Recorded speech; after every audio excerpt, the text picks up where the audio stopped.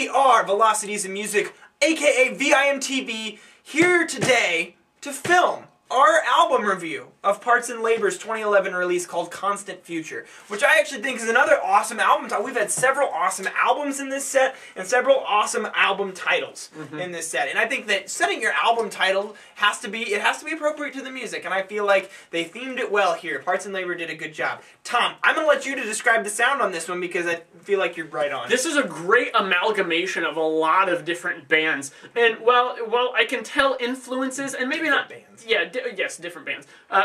Well, you know, you can tell the influence from some. Some is more contemporary similarities, such as like Fang Island, which actually, I mean, I think these guys have been around longer than Fang Island. Right. This is like their third or fourth album. But definitely in the spastic drumming, just that frantic kind of like epic feeling, definitely there. Definitely Wolf Parade, especially in the vocals. There were a few times here that I was like, is Spencer Krug in this band? Yeah, even in the keys too, yeah, which is also Spencer. Absolutely. But then in the noisiness of the guitar and that kind of post-punk attitude, I got a lot of Husker Du, some Joy Division even. There were spots of the vocals that made me think of Interpol, which then I was like, well, Joy Division. Right. So... there is very much so that noisy post-punk sound in here, but the instrumentals are doing a lot more than I feel like those post-punk bands that I named do. So they have that indie attitude in the instrumentals, but then that kind of post-punk, noisy production, and it makes for what I think is a very good listening experience, makes it really cohesive in the production style, and then also just the fact that these are just good songs. Yeah, they're well written, original. Nearly every song I found to be very catchy, you know, very well written. The one thing that bothered me about this, one big thing, is dynamics. It's, you know, I mean, there are a few good dynamic spots, but each song kind of offers the same kind of thing. While they're pretty much all good, they're all kind of good in the same way, and it becomes a little numbing after a while, and there's not much contrast between things, so just kind of like, same one-trick pony. Yeah, one thing that I saw that they were doing that actually I liked is how they albumized it. These songs, well, I think, and we're pretty sure on this, we're not positive, but we think that there's multiple vocalists, and so you have these spastic, chaotic songs with different vocalists, and yet they're able to just make them flow. You're able to listen to this entire album straight through. It's not super long or super short, but it feels very natural, and here's why. The song lengths aren't long. They're actually very condensed. They're well-written songs. They're concise and they pack a punch, and they roll, and they're high tempo.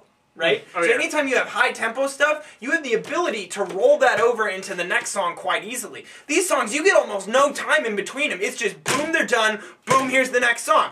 All of a sudden, you're already in the same group. They capitalize on the momentum that they've created, and that allows the album to flow very easily. I like that. I like when I see bands do it. It shows that they're conscious of what they're doing and how they're writing and how they're structuring the listening experience for you.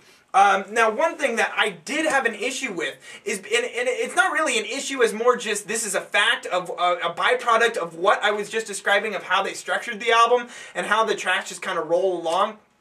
And that's that the moods of the album, which is rarely an issue in reviewing music, but the mood of an album, of this album in particular, I feel like these songs, while the individual tracks may establish some sort of mood or a groove, I don't ever feel like that this album establishes a mood. I feel like when I think back and remember it, I'm thinking of the chaotic, you know, drum parts and the songwriting. I'm not thinking about the mood of it, and it just never really establishes it. And so I guess where I'm going with that is that I'd like to see more mood. Maybe let one of these moody tracks take over for a second. It might take a little finesse, but I feel like that's an opportunity that these guys have rather than a weakness. That's my biggest, you know, I guess compliment or offerance of reviewing advice that I could give. You know, they could do it. They just aren't using it to their full potential. I feel it would help, like, making these tracks more memorable than what they are. Just having, you know, additional X factor, you know, a catchiness level to these songs. I mean, I feel like that could be taken up just one little notch.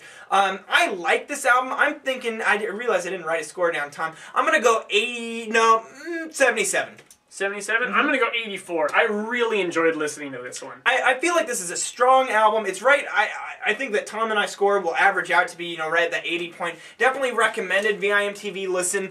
It has a lot to offer pretty much anybody who listens to it, and it's a very unique sound. That chaotic song, that chaotic production is awesome. Oh yeah, it really works well for their songwriting style. Right.